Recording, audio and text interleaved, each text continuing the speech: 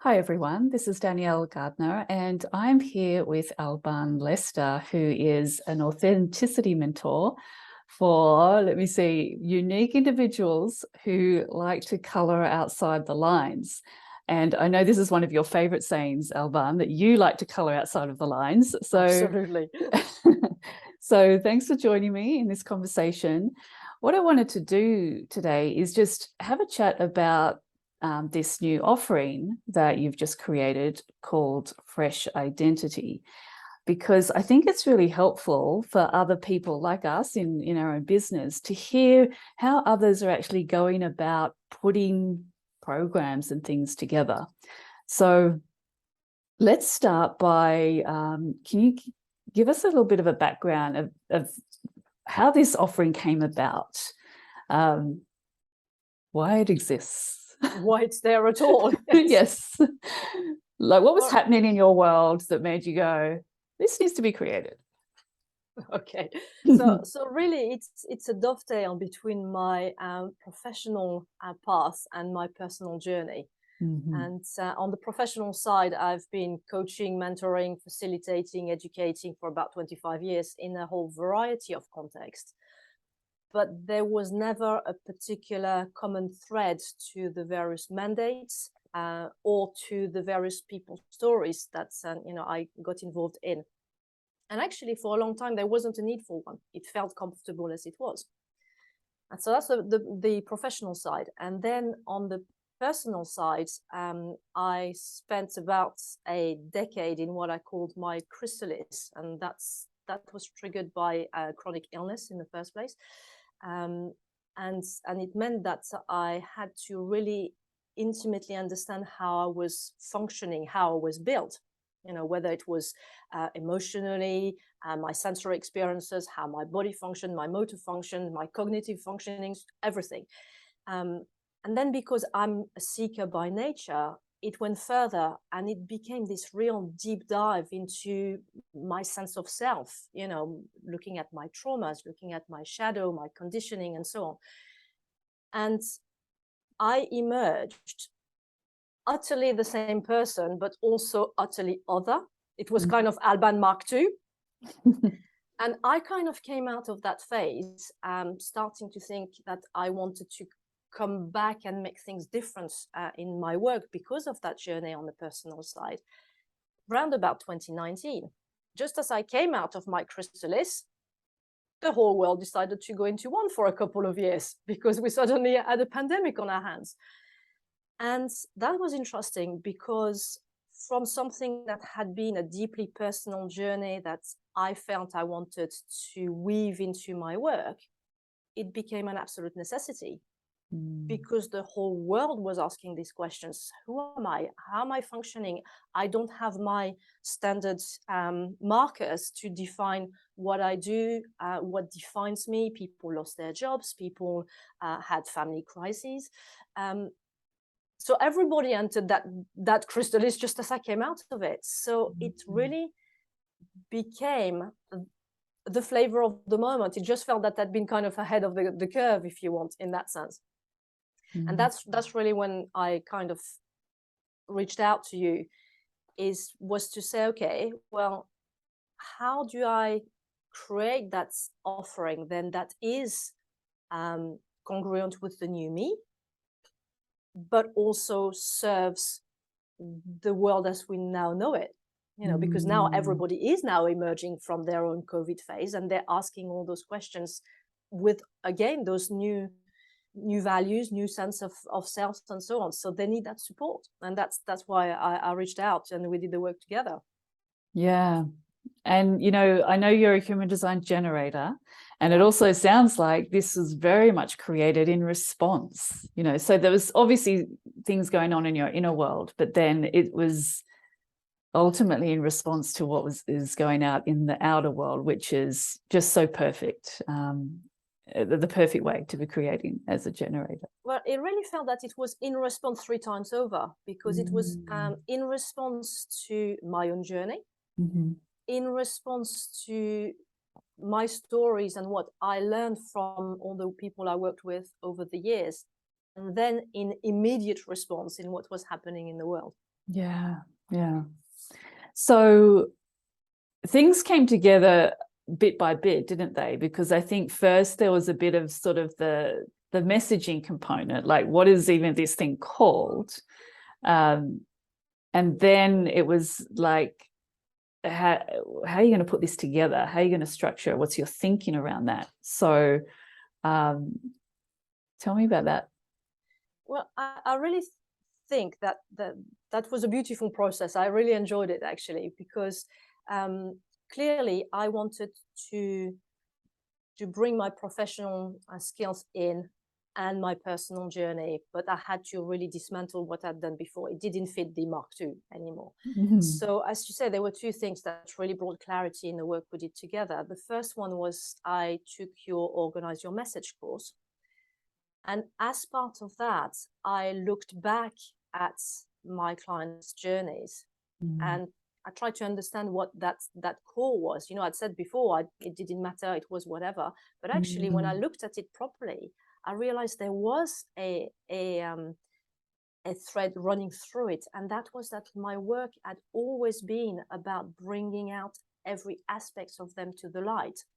So, for example, it didn't matter if I was doing relationship counseling or I was doing team development in corporate or crisis management in the community. It was always about the person and bringing into the light what I call their inner counsel, so all the aspects of them. So that came from going through the Organizing Your Message and having to ask what it was that I had done rather than what I wanted to do. If you want, I really created fresh identity in hindsight. You know, what have I actually been doing for 25 years that actually resonates now? So that was a big part, this Organize Your Message course. It's sort of emerging, yes, it was. Is of you, and then looking at the actual intended audience and previous clients. Yeah, beautiful. It's interesting because when the time is ripe for something, you can tell, because everything just slots together. Yeah. And the other part that was really instrumental for me was the tea room. So that's your group program. And in the conversations, whether in the group or in separate couples that I had with people, there was a theme that kept coming up. Is in response to some of my comments, people were saying, I feel seen. I feel fully seen. Your intuition about me is right. You're hitting the name on. You're seeing me, you know, and that came recurringly, and putting all that together, that's where what I actually do, and therefore what I want to do going forward, but in a more, in a clearer fashion, became really obvious, and that became, I am on a journey of self-discovery. I bring all of me to the party. And because of that, I invite others to do the same. And really, that's what Fresh Identity is about, is you can have a space where you can discover who you are, you can embrace all the facets of who you are, and you can start living out the fullness of it. And actually, even the name Fresh Identity came out of the tea room, because that was in the conversation. So that really, for me, that was really precious, because it was made from a whole set of strands, but also it was made in community. So it was really how people saw what I was creating. And quite frankly, perhaps even before I could articulate all of that, that came from the tea room. And I just love how that came about. Yeah, and that reminds me, another aspect of some of those conversations that happened in the tea room was the seasonality. So part of how you decided to structure this offer was a seasonal container. Yes. So say anything you want about that, but also, getting into like, how did you decide what this offer would be made up of? Because, it's like, how many sessions do you do? And, all of these sort of things that we wonder about as we're creating something. So what did it end up looking like? Okay. So there was a very interesting point, is that I had to be clear that I was walking the talk. I couldn't say I'm an authenticity guide. Be yourselves, embrace the fullness of who you are, and do anything that wasn't congruent with me. So in a way, I had to construct the program in a way that resonated with me first and foremost. And that's a message that's interesting in itself, because we often think that it's about the other, it's about the client. And yes, there are needs from the client, but it's coming from us. We're the business, we're the energy. So it has to be aligned with who we are. And it's sometimes people think that it's selfish, but it's not. It's self-care. It's absolutely essential to do that. So for me, I had to say, okay, even now, my chronic condition is going to be with me for the rest of my life. It's better than it has been, but it's still there. And therefore, I have to honor my needs before I honor the needs of my clients. And that was crucial. So I had to think about how I make that work for me. And for instance, some things became clear. I don't want to run anything longer than 3 months. I do not have the sustained energy to do something for a 6 months or a yearly program. That's it. Yeah. So I knew that that was one element. I also knew that I needed to have times off client, because I work all radars out. I work with a whole load of energy, and that's who I am. But I also deeply need some resetting time and some quiet time. So it became clear that I wanted a rhythm that was fortnightly. So I could have weeks that were focused on client work and weeks that were for me, and I would be doing other things and I would look after my needs. So that also came about in the structure of the program. So that really created that structure that worked for my needs. And then it was a question of, okay, yes, fair enough. For everything I said, we still have to look at what the clients need. So how does that fit? Well, for one thing, I decided to not have any one-to-ones on a one-off basis other than with people I already know. Because let's face it, you are not becoming authentic to yourself in an hour. That doesn't work. This is not how you do it. So I had to say, fine, actually 3 months does work for the client. It gives them time to unpack a particular theme and to reflect on it. And then does the fortnightly rhythm work for them? Well, actually, I think from what I've seen with clients previously, I think it does work.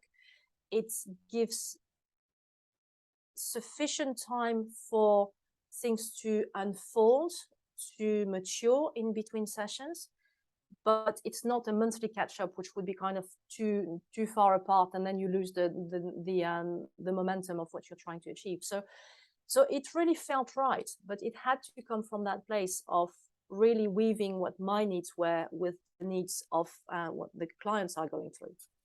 Yeah, I really love that. One thought that came to mind is you didn't want any drive-through authenticity. No, well, it's nonsense. No one-off sessions. Yeah. And to the point about really designing this in a way that suits your needs, I love that. I mean, a lot of people, when they're trying to work something out, how they're going to do a group program or whatever, a single, one-on-one program, they're wondering about what is it that everyone else wants. There's almost like too much emphasis on that. And it's like, well, hold on a minute. What do you want? Like what? And sometimes we don't know what we want, right? Because we haven't done certain things before. And so we need to have that element of experimentation. Like, well, I'll try it like this and see how it works. But that's so important. And yeah, through my own journey, I've also found I can't really be doing with just one-off sessions, especially if they're not video related, like only audio, with someone I don't know from a bar of soap. Like that doesn't feel good in my body, Well, the thing is, you invest in the time you have with people. You're really, you're committed to their growth. You're rooting for them. I know I do. Yeah. And you can't do that with passers-by, and with people you are not creating true connection with. So yes, it may be that happens quickly, but you want to nurture that, and that happens over time. Yeah. And I have found when I have done one-off sessions, like if I already know the person, I've worked with them in one of my programs or whatever, there's something's already established, so that's fine, that can work. But it's I have noticed that pressure to perform miracles, in that one session. And, we could say, well, that's your problem, Danny. You don't need whatever. It's just there. It's like, it's too pressurized. And it's like, yeah, change doesn't really happen just in one session with a stranger, even if it is videos. So, yeah. Well, the thing is, it's interesting that you use the phrase, trying to perform miracles, because when you try and do things as a one-off with somebody you don't know, it's exactly that. You're trying to think, okay, they need to get A value result, for their money. yeah. I need to really bring everything to the party, and suddenly it becomes really tense. Whereas actually you always bring everything to the party. That's why we do what we do, because you bring you. And certainly in my job, again, if I don't do that, then I can't invite other people to do the same. Yeah. But it doesn't have to be really against the grain of who you are as a person. Yeah. Now, if people can do it, that's great. There's nothing wrong with that approach. But in my field of work, I just don't think that it is serving my clients well if I am trying to rush things. And actually, even for themselves, if they think that they can become a fuller, more colorful version of themselves in one session, they are kidding themselves. And they need to hear that. They need to be told, no, actually, if you really want to do the work, that's not how it's going to go. Yeah. So let's talk a little bit more specifically about who it's for. And there's a group of people that I think would be particularly good for this, which I'll mention in a moment. But anything you'd like to say about who you sort of imagine this offering is for? Like, we've already talked about people who color outside the lines. But anything else, any other thoughts you have on like how people might identify, or maybe how you would identify them? Yeah. I think there are a couple of things. There is who they are and why they come. Yeah. So you mentioned people coloring outside the lines. Now, I call my tribe the weirdos, the oddballs, and the misfits. And for me, they are terms of endearment completely. And yes, it's people that don't fit the conventional narrative. So let me just give you an example. I had to laugh when I was preparing for this time together, because I got a message from someone I'm seeing later in the week who said, I want to show you my painted fingernails. Okay, so far, so nothing. But now I'm telling you that it is from a 75-year-old, devoutly Christian, church-going gentleman, you might think, okay, not what I was expecting. Yeah, welcome to my tribe. And I love that. I love the fact that these are people who are going to say, I'm not fitting in a mold, I'm not fitting in a box. And I really love that. The other category of people who tend to come to me are people who have what I would call more than one major label, and they hate labels generally.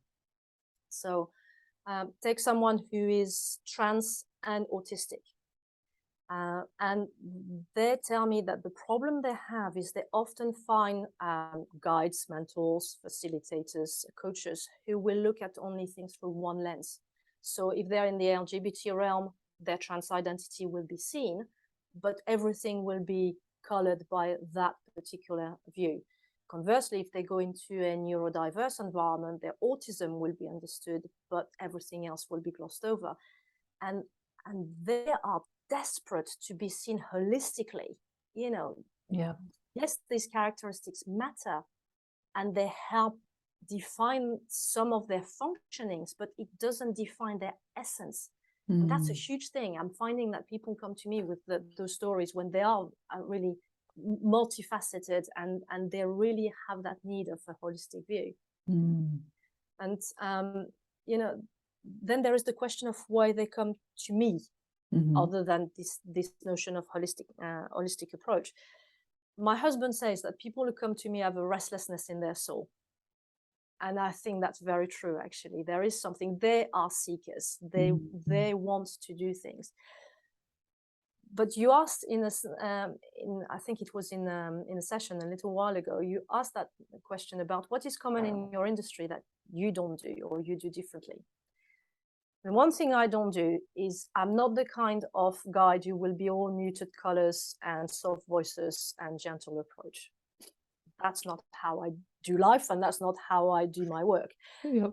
There's something gritty about the way I do things, you know, that it's raw, it's messy, it's real, you know, and I love that. And part of the reason why people come to me is because they sense that they know that I can embrace the glory, but I can embrace the goal. Now, that doesn't mean that every journey is going to be, you know, hell and back. Not at all.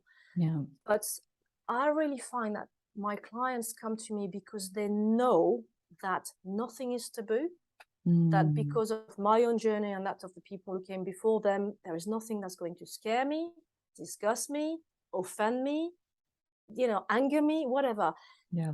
And it means that in the fresh identity space, they don't have to go in the deep dark corners of who they are, but they know they can. Yeah. And often they tell me that that's the bit they like, is that they can go in those places and they know I can hold it. Yeah. And to me, that's where the magic happens, because they can really start allowing themselves to see everything, even the bits that are really, you know, buried down or that are really challenging for them. And they start to breathe and relax into all of their aspects. And I love that, you know, and they can really start to appreciate the fullness of their blueprint, even the bits that they really don't get on in the first place with. And that's really the work. So I find that overall, that's what happens, is those people who are really different, really colorful, really multifaceted, and they need that space where all of it is invited, all of it is welcome, and all of it is held. Yeah. And something that comes to mind as you're sharing that, from the other perspective, I guess, from the receiving of you, I was thinking about how in the spaces you've been involved in with me in groups, you're the one that will say what maybe others have thought but wouldn't say, or something. Like you're the one that's going to be really honest, really authentic, really, really upfront. But the way you do it is there's a gentleness, there's a love, there's this acceptance or something. So it's like, you know, and a lot of people don't know how to do that. They don't know how to sort of say something they really feel needs to be said without coming across a little bit offensive, you know. Yes. But you do that. And I think that's a really nice thing for people to know, because it's like, you got their back, you know. Yes. Like when you say stuff to me, it's like, I know you've got my back, you know. This is not about me. And it's like, it's nice to have that upfrontness. And, you know, it gives me the feeling like, if I was ever unsure about something, I'd think, I'll ask Albane, because she'll give it to me. That is very interesting, because that's an experience I've had many times. Yeah. People telling me, I'm not quite sure what I need, but I know I need to speak to you. Yeah. Or other cases like, I need something that is truly neutral and truly caring, and I'm coming to you. And that's exactly that energy. Now, that's not necessarily easy to articulate, you know, that kind of space, because on paper it is the same as what many other people do. And that's where the work with you has been helpful, because it was to try and get to the essence of that, you know. That, and one person, when I was looking through the Organize Your Message at what I wanted to say, said, you're persistently accepting of people. Persistently accepting. Beautiful. And I love that, which is, you know, you're not going to quit, and you're going to take them as they are. And I love that. Yeah, so good. So there's another group of people that I thought I would mention, because I just think other people would find this really interesting, and that is the people with a 6-2 profile in human design. Because I'm getting this combination right, and I know you're very much about the 6, but is it a 2 or are you a 4? I'm trying to think right now. Yes, I think I am. Yeah.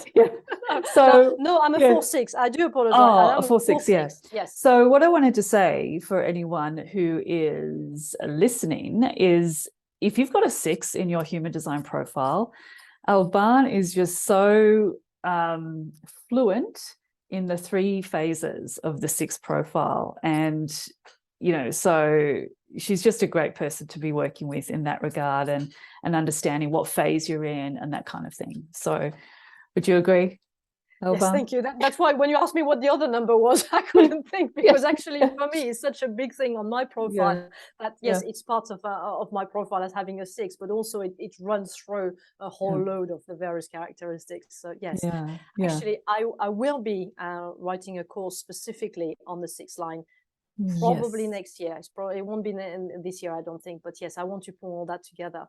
And actually that's interesting, because in the Fresh Identity container there is no program, but the idea going forward is to have those courses that people can take as self-study if they want, but also that they can bring as the basis and the foundation of their work in the container if they wish to. So that's next year. Nice. All right, well, I think we've covered everything that we wanted to say about this. So I'll be leaving the link to this offer of Albane's called Fresh Identity, which you can check out. And yeah, if you have any questions about anything that we've shared, wherever you're seeing this, comment below and we'll come back and have a chat. So thank you, Albane, for this conversation. It's been Thanks for having me. Really lovely hanging out. And thanks for anyone who's watching. We'll sign off. Bye for now.